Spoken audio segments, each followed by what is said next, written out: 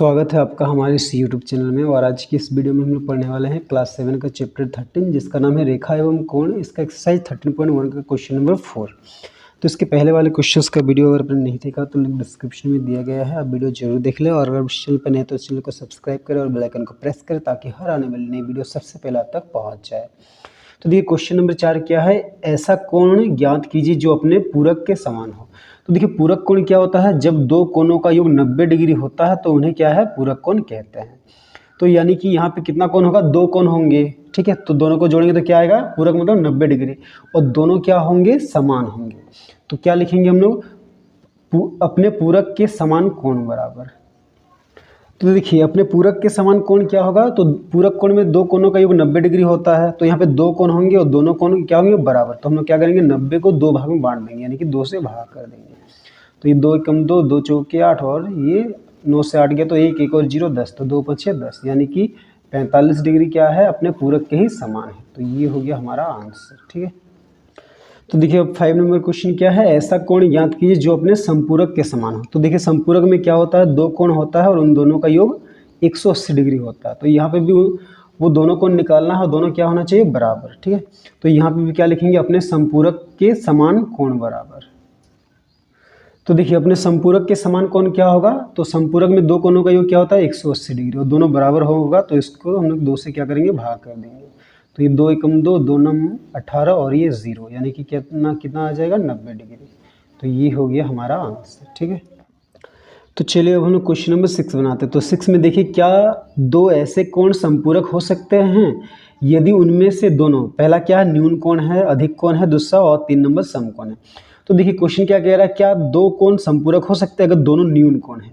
तो देखिए न्यून कोण क्या होता है, 0 से 90 के बीच। तो सबसे बड़ा न्यून कोण क्या होगा पता है, 89। आप 89 और 89 को जोड़िए, ठीक है, यही क्या है, सबसे बड़ा न्यून कोण है। इसके बाद क्या आ जाएगा, समकोण। तो देखिए 9 9 18, 8 दूनी 16 और 1 17। तो देखिए ये दोनों को जोड़ने से क्या आ रहा है, सबसे जो बड़ा हमने न्यून कोण को जोड़ा, उनको जोड़ने से क्या आ रहा है, 178 आ रहा है। लेकिन संपूरक के लिए क्या आना चाहिए, 180 डिग्री। तो बोल रहा कि अगर दो कोण न्यून कोण है तो क्या वो संपूरक होगा, तो इसका आंसर क्या होगा, नहीं, ठीक है। अब 2 नंबर में पूछा है कि अगर दोनों अधिक कोण हैं, ठीक है, तो दो अधिक कोण मिलके क्या संपूरक हो सकते हैं। तो देखिए अधिक कोण क्या होता है, जिस कोण का मान 90 डिग्री से ज़्यादा लेकिन 180 से कम होता है, वो अधिक कोण। तो देखिए सबसे छोटा अधिक कोण क्या है पता है, 91।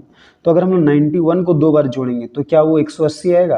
तो देखिए 9 1 1 2 9 दूनी 18।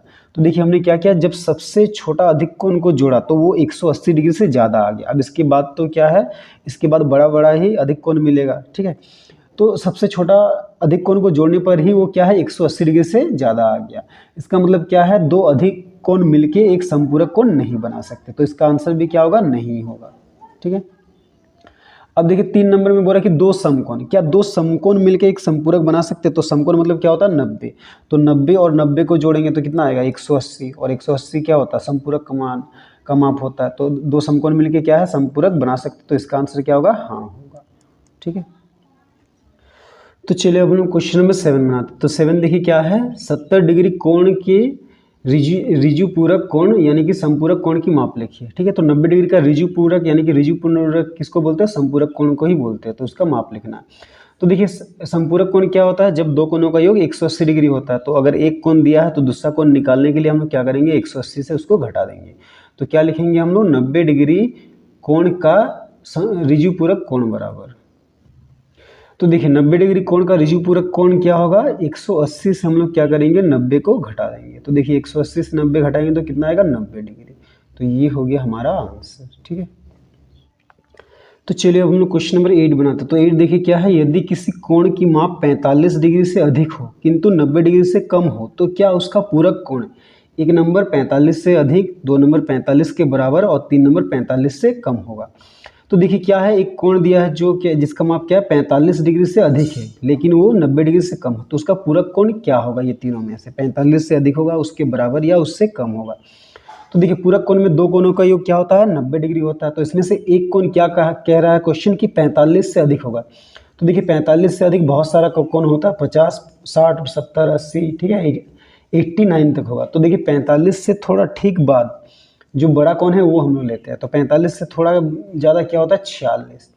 तो 46 का अगर हम लोग पूरक कोण निकालना चाहे तो क्या करेंगे, 90 से इसको घटाएंगे, यानी कि 90 घटाओ 46 तो कितना आएगा देखिए, 10 से 6 गया तो 4, यहाँ पे 8, 8 से 4 गया तो 4।